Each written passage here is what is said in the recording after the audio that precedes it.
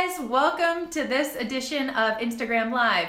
If you happen to have been watching a little while ago, I actually started this and then all of a sudden my app said internet connection failed or something, video canceled or something like that. So if you've seen this beginning already, I apologize. Let's do this again. All right, so I got some questions before Instagram blew up the other day. I'll run through them real quick, and if you want to listen and stay tuned, I will answer them for you.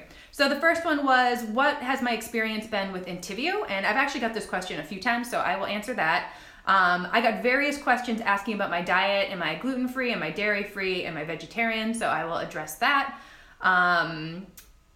What TV show do I religiously follow? I'll talk about some of my favorites. My thoughts about intermittent fasting, and so I'll talk about my experience. I'm not a doctor or health professional, but I'm more than happy to share my experience with it. And then, do you still use the charcoal deodorant? And yes, I do. Actually, I just got a shipment yesterday, so yes, I still use it. I might as well answer this question right now. I still use it. I love it. I actually went on quite the journey to find a quality natural deodorant. Discovered this. Actually tried some other ones after I tried this one because it's not cheap. I mean, it does last a while, which is great. But I tried to find some cheaper ones. They all sucked.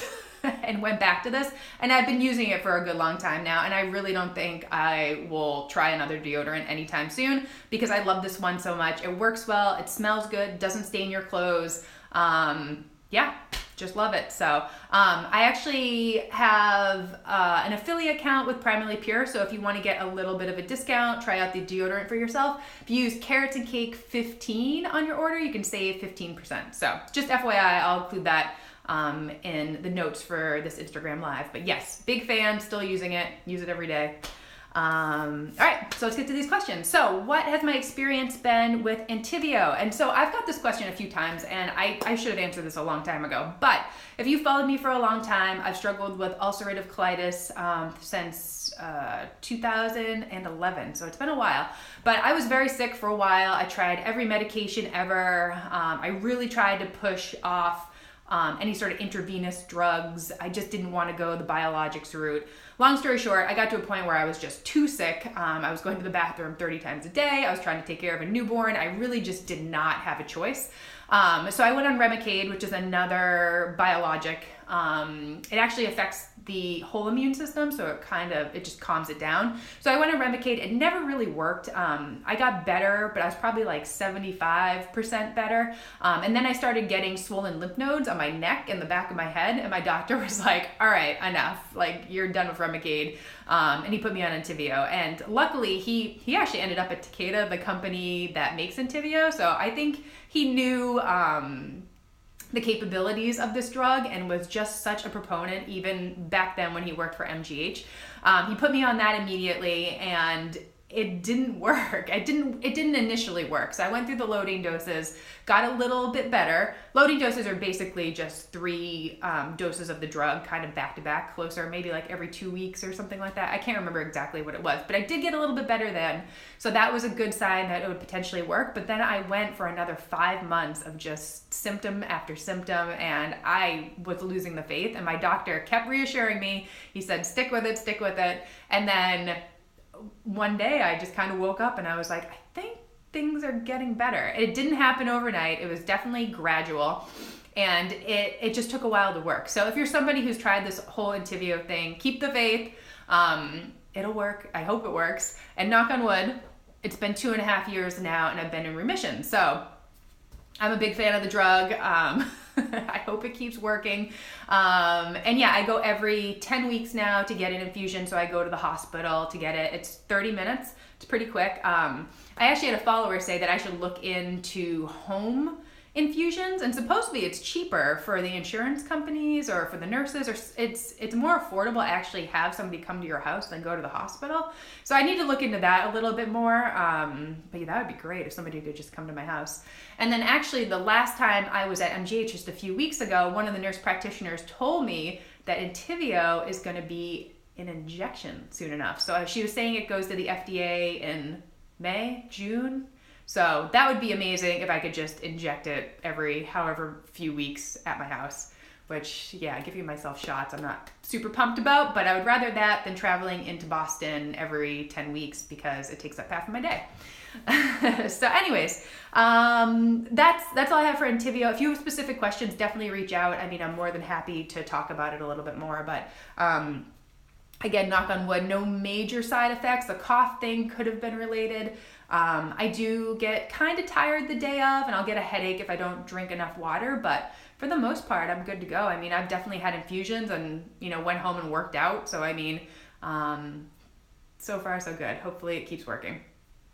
All right, question number 2, or technically 3, about my diet. So I got all these questions asking, what I'm doing with my diet right now. And I guess long story short, I don't want to put a label on it. I'm really not into being one specific diet. I mean, at this point, I've tried so many diets over the years that I've gotten to the point that I know what works for me and doesn't work for me. So for the most part, I'm not eating eggs.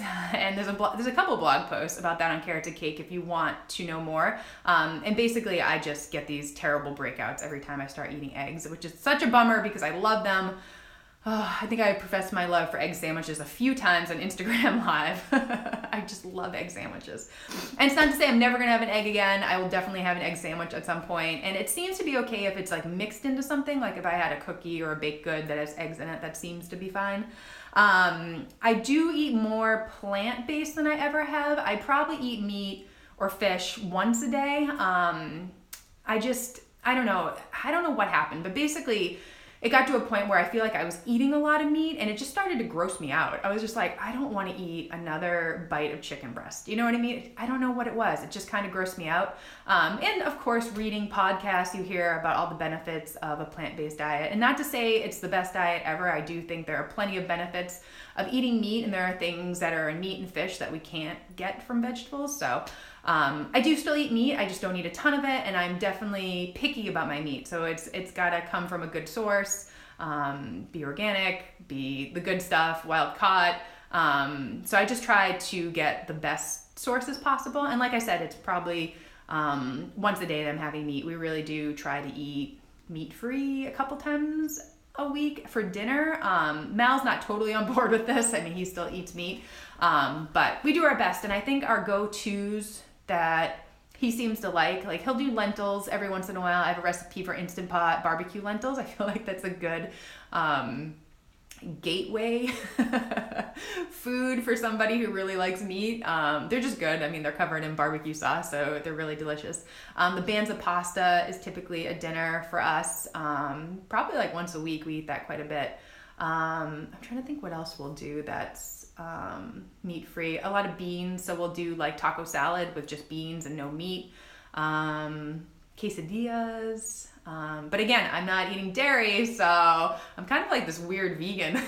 Again, not putting labels on it, but I don't eat eggs, don't eat dairy. Again, not to say that I never eat dairy. I mean, of course, I'll have a little butter or some ice cream or something like that, but I try not to eat too much dairy because, again, I think it makes my skin break out. But I've really been into Quest bars lately. I've been like chopping them up and just having like a little piece as like a little sweet treat. And that's been okay. I've been doing that for maybe like 2 weeks now, and knock on wood, haven't had any major breakouts. So I don't know. I think a little dairy here and there is probably fine for me, but I'm not, having yogurt every day or milk every day or something like that.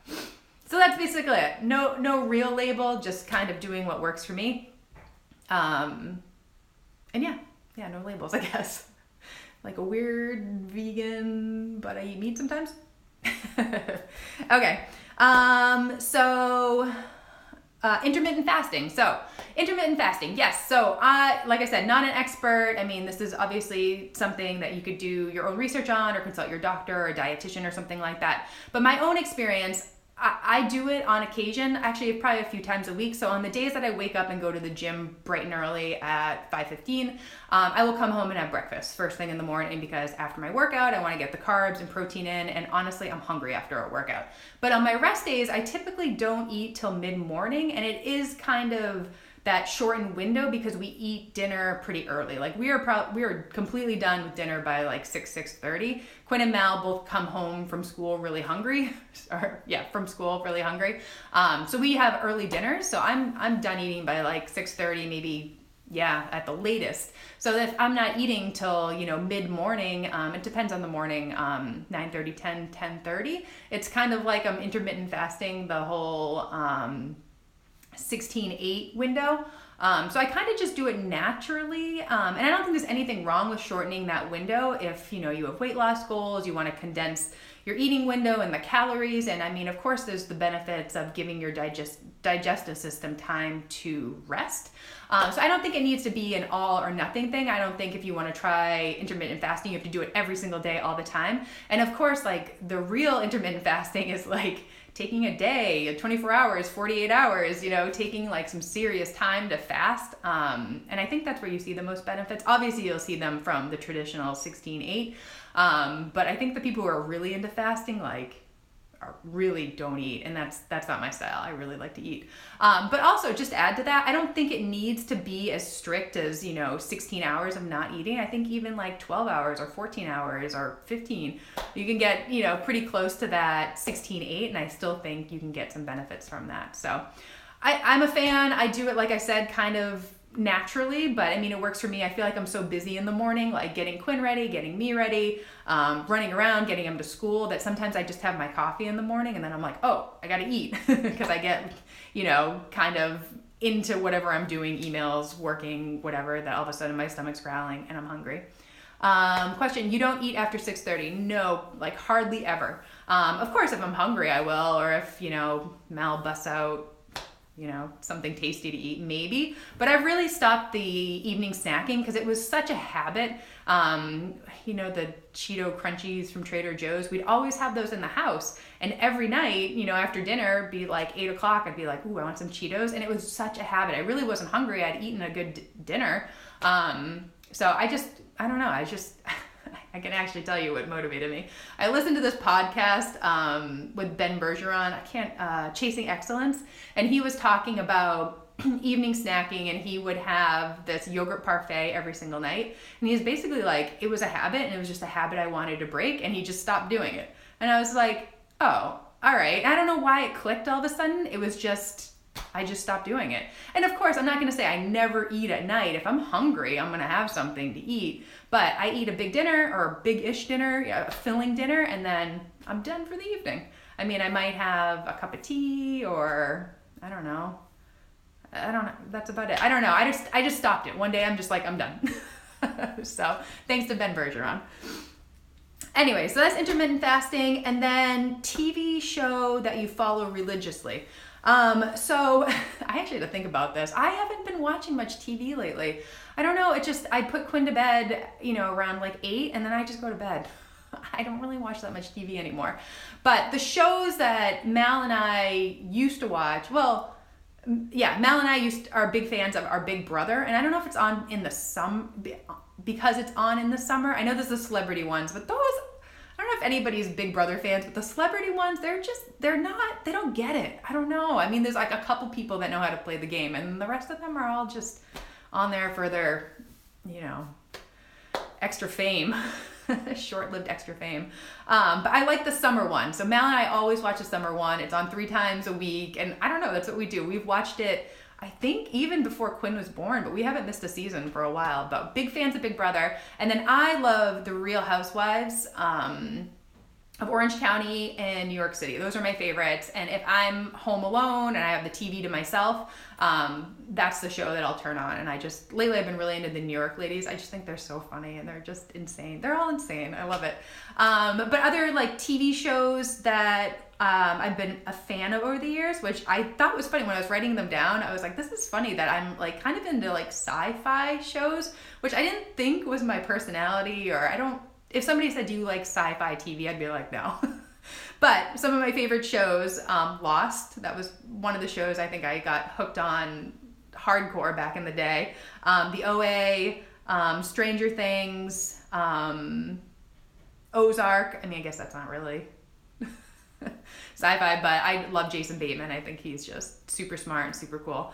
But I think that's it for shows I've been like really into. But yeah, the ones I religiously follow are just Big Brother and Real Housewives.